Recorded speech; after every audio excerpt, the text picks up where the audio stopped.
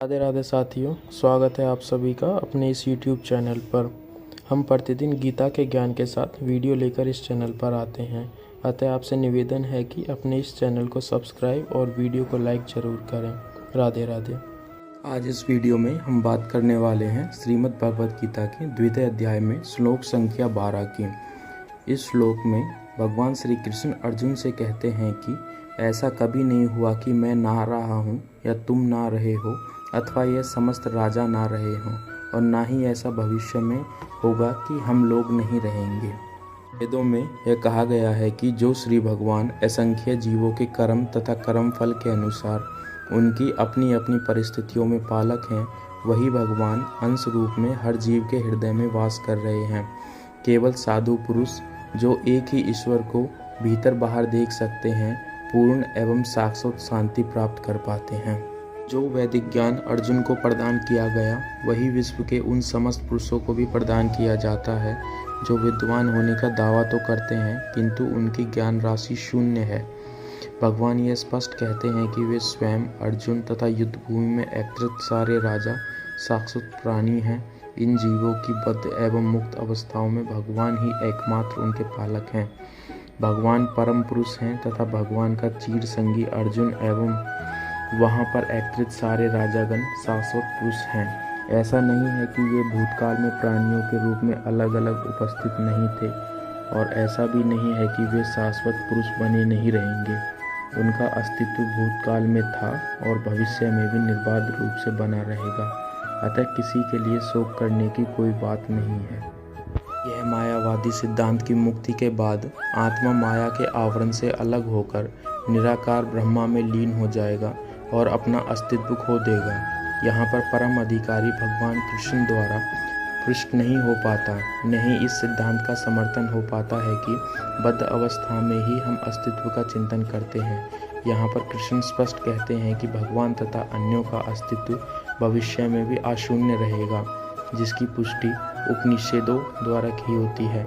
कृष्ण का यह कथन प्रमाणिक है क्योंकि कृष्ण मायावश नहीं है। यदि अस्तित्व तथ्य न होता तो फिर कृष्ण इतना बल क्यों देते, वह भी भविष्य के लिए। मायावादी यह तर्क कर सकते हैं कि कृष्ण द्वारा कथित अस्तित्व आध्यात्मिक न होकर भौतिक है। यदि हम इस तर्क को और अस्तित्व भौतिक होता तो स्वीकार कर भी लें तो फिर कोई कृष्ण के अस्तित्व को किस प्रकार पहचानेगा।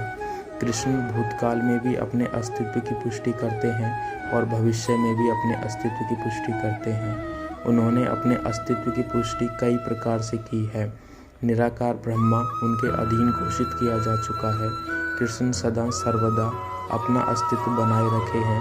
यदि उन्हें सामान्य चेतना वाले सामान्य व्यक्ति के रूप में माना जाता है तो प्रमाणिक शास्त्रों के रूप में उनकी भगवद गीता में कोई महत्वता नहीं होगी। एक सामान्य व्यक्ति मनुष्य के 4 अवगुणों के कारण श्रवण करने योग्य शिक्षा देने में असमर्थ रहता है। गीता एक ऐसे साहित्य से ऊपर है, किसी भी सांसारिक ग्रंथ गीता की तुलना नहीं कर सकता। श्री कृष्ण को सामान्य व्यक्ति मान लेने पर गीता की सारी महत्ता जाती रहती है। मायावादियों का तर्क है कि इस श्लोक में वर्णित द्वैत लौकिक है और शरीर के लिए प्रयुक्त होता है, किंतु इससे पहले श्लोकों में देहा बुद्धि की निंदा की गई है। एक बार जीवों की देहात्म बुद्धि की निंदा करने के बाद यह कैसे संभव है कि कृष्ण पुनः शरीर पर उसी वक्तव्य को दोहराते। यह अस्तित्व आध्यात्मिक आधार पर स्थापित है और इसकी पुष्टि रामानुजाचार्य तथा अनेक आचार्यों ने भी की है। गीता में कई स्थलों पर इसका उल्लेख है कि आध्यात्मिक अस्तित्व केवल भगवतों द्वारा श्रेय है। जो लोग भगवान कृष्ण का विरोध करते हैं उनकी इस महान साहित्य तक पहुँच नहीं हो पाती। अंध भक्तों द्वारा गीता के उपदेशों को समझने का प्रयास मधुमक्खी द्वारा मधुपात चाटने के समान है।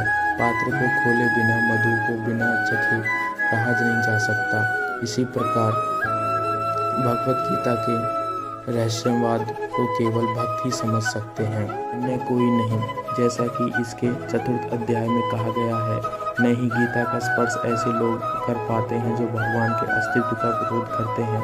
अतः मायावादियों द्वारा गीता की व्याख्या मानो समग्र सत्य पर सरासर भ्रमिक निरूपण है। भगवान चैतन्य ने मायावादियों द्वारा की गई गीता की व्याख्याओं को पढ़ने का निषेध किया है और चेतावनी दी है, जो कोई ऐसे मायावादी दर्शन को ग्रहण करता है वह गीता के वास्तविक रहस्य को समझ पाने में असमर्थ रहता है। यदि अस्तित्व का अभिप्राय अनुभव ग्रह ब्रह्मांड से है तो भगवान द्वारा उपदेश देने की कोई आवश्यकता नहीं थी।